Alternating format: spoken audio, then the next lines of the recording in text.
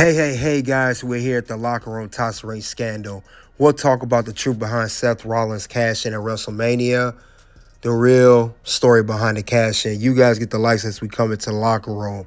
We about to air some dirty laundry. Now, Seth Rollins, we know before his career got to where it's at now, his first WWE Championship win happened at WrestleMania 31 when he cashed in the Money in the Bank contract that he won at Money in the Bank event 2014. He cashed it during a match of Brock Lesnar and Roman Reigns in the main event of WrestleMania 31. While the match was near the end, he cashed in. He did the stomp on Roman Reigns, and he became the brand new WWE World Heavyweight Champion at that time. It was the heist of the century, as Michael Cole stated, and the most famous and quite arguably the best cash-in WrestleMania history of all time. So Seth Rollins, he talks about this cash-in, and he talks about how it was his initial idea. This idea was pitched earlier, months prior, back at the Royal Rumble 2015 triple threat for the WWE World Heavyweight Championship, the match he was inserted in alongside John Cena and the champion at the time, Brock Lesnar. Now, for guys you don't know, the initial plan was to have Roman Reigns win not only the Royal Rumble, which he did, but he of that year 2015, he was also initially supposed to win the WWE World Heavyweight Championship at WrestleMania 31 in his match against Brock Lesnar. But at the last minute, WWE decided to make a change, and they knew that Roman Reigns, despite being his hometown in California at the time, which was WrestleMania 31 was at, they decided to go a different direction. Like I said, the idea that Seth Rollins pitched prior, they decided to go with that plan. Now, if you guys remember, Seth Rollins did have a match at WrestleMania 31 at the beginning of the event against Randy Orton, which was another famous, where the RKO came from Seth Rollins doing an attempted curb stomp. Now, Seth Rollins, we thought was done for the night, but then he ended up cashing in, and that's what made another shocker. We didn't expect to see Seth Rollins, who actually had two matches in one night. In the second match, he did win. The first match he lost against Randy Orton. Second match, he left with the WWE World Heavyweight Championship. So, soon, we're going to hear Seth Rollins talk about this interview with Chris Van Fleet, and we'll also see what more he has to say about that. This somewhere, but I'm just sitting in this chair right outside of the curtain in Gorilla. It was a smaller Gorilla at the time. We hadn't expanded it to this big one yet. And I remember Michael Hayes is in the producer's seat, and Hunter and Vince are like on the far side. And I want to say there was panic about the time because we were still like on pay-per-view. And so there was like, we have to be off. We have to be off at this time, And so it wasn't like an option to overrun. Like on Peacock, it's streaming. There's kind of, they want a certain time period. Yeah, but it's same just, with Netflix. Yeah. It's these streaming. They're awesome because of that. You can just, you get a little window, and you're not strict. Because the advertising model's a little different. So it's like, but at the time we had to be off, done. And so I remember sitting there and like thinking, oh shoot, they're not going to make it. Like, we're going to have to do this tomorrow. Like, that's what I was thinking. I was just, if it doesn't work, we'll just do it tomorrow. Just hoping that my idea doesn't go up in smoke. And so, fortunately, they are professionals, and they hit their cue when they needed to. And again, the rest is history. So this was your idea? The idea to cash in the contract at WrestleMania was my idea. Yes, I had I don't know. I had put it into the ether probably 2 months prior or so. Because you remember I win this thing in like July or June. And immediately when you win it, you look at the landscape and you go, okay, when can I cash this in? At the time, if I'm not mistaken, there was only one world championship, right? And the champion was Brock Lesnar. Mm-hmm. And you looked at, okay, Brock wrestles like twice a year. when are you going to cash this thing in on Brock Lesnar? Is Brock Lesnar going to allow you to cash it in on him? What circumstances would be the best for this? And then you start to go down the months. Okay. And then again, you take off all the shows that Brock's not going to be on. So you look at SummerSlam, probably not going to happen. You look at Survivor Series, if he's there. And then it's like maybe Rumble, Mania. And then you've got like that little window after Mania where maybe, so you start to like plot it out in your head. And the major point for me as I was kind of going along with that was the Royal Rumble earlier that year. I did a triple threat match with Brock Lesnar and John Cena. And I kind of had to I don't want to say weasel my way into that, but that was initially meant to be John, Brock 3 or 4, maybe. Like they were in a series of matches. Yeah. And the audience was kind of getting a little tired of it. Not to say that those guys aren't incredible. They are, but you do the same thing. And Brock wasn't around to sell the story that much. He just kind of show up. And, when he did, he was a huge attraction, especially at that time. But I think the audience was getting a little bit bored of it. And I was like, well, what does it hurt? I don't need to be in the Rumble because I've got this briefcase. So, why would I win 2 title matches? That doesn't make any sense.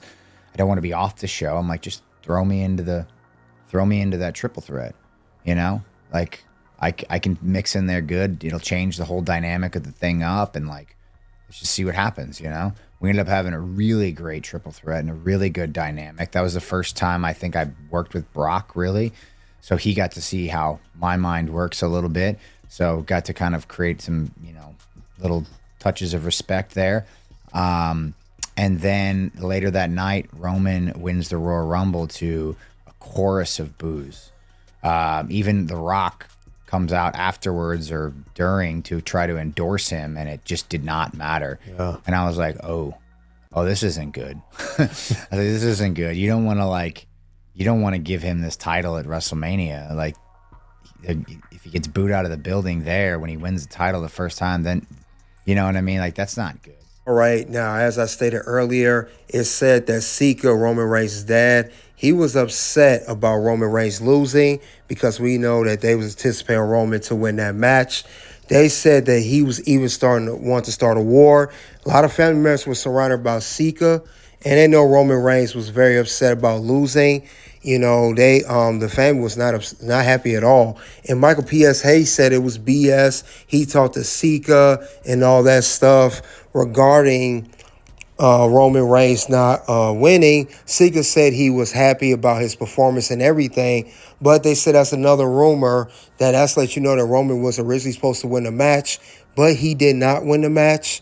But Michael Hayes said that it's not true, but I believe so because this is the Noah family, the bloodline. Before it was known as the bloodline, everybody was out there. I know Rikishi 2015 Hall of Fame was the same weekend, but they really had high hopes of Roman winning. And the fact he did not win that way, I heard the family was not pleased about it at all. So we're going to hear what more what Seth Rollins has to say in this interview here. So I'm like, I'm a hated villain at this time. Like, if I win the title, then we can give the audience time to understand the story, who the good guy's supposed to be against me. I'm not cool at all at this point. I'm like, let me be the guy. Let me be the heel that can get what we want out of this change. And so I pitched the idea. I let it sit in the ether for a while, and then still, even the day of, obviously I was doing the story with Randy Orton leading up to WrestleMania. Even still till the after my match with Randy was the first confirmation I had gotten that we were gonna go in that direction. I don't know whose idea the triple threat part of it was. I think my idea was just like a cash in after the match, but somebody came up with the triple threat idea in the interim. Once it was floating in the ether there, and it was a brilliant kind of way. Right, that was the last of that interview of Seth Rollins and Chris Van Fleet. Not only talking about the WrestleMania 31 cash-in idea, but also, if you guys didn't know, as he stated before, the Royal Rumble 2015 match alongside John Cena and Brock Lesnar was only originally supposed to be a one-on-one match. I think that was a great idea by WWE, adding Seth Rollins, because we did get tired of Brock versus Cena. Seen it so many times, and it was one of the best triple threat matches to this day. But yeah, that was a great plan by Seth Rollins, cashing in WrestleMania 31. Like heist of the century, it really, really made his career. It jump-started his career in a very good direction. He had on the WWE Championship for reportedly 220 days before getting an injury in Dublin, Ireland, on a house show back in November of 2015, which he was forced to vacate the title. But I would say this championship run of Seth Rollins is his best championship run of all his runs. I believe so to this day. Not the times he held the Universal title or the World Heavyweight Championship, but I will say that Seth Rollins, he is creative. I mean, we've seen the characters that he's evolved throughout the years. He has been known as the architect. He has been known as the Messiah. Now he's known as the revolutionary, the visionary, Seth Rollins, Seth freaking Rollins, they known as now. But I will also say, too, that the Money in the Bank, the fact he had to cash in that contract on a limited time at the pay-per-view time before it became PLE, that is very hard to do, especially after he had a match earlier that night and he had to go in and come back and do it a certain amount of time to cash in on Brock and Roman Reigns match and then win. I know that was not an easy task for Seth Rollins to do, but he got it done. The company got behind him. They trusted him, and they've been trusting Seth Rollins ever since then, as they should, because he's one of the best performers in WWE. Now he does have an ego, got an attitude, and Seth Rollins do be sometimes doing the most, especially back in days with Twitter X. But other than that, as a performer, I think he's a great performer. I will say that he's a great all-around in-ring competitor, great on the promos and everything. But this Money in the Bank cash-in, it will never be forgotten. It's I believe top rank. He even passed Edge, who was the first Money in the Bank cash-in winner and everything. So salute to Seth Rollins. And that's all I have of the truth behind Seth Rollins cash-in at WrestleMania. You guys let me know what you think of the cash-in, the story behind it, besides coming up with Seth Rollins' idea, the other news behind it. Soon to reveal some pop-up, guys. You guys click the links below. You already know what it is at this point. It's OUT.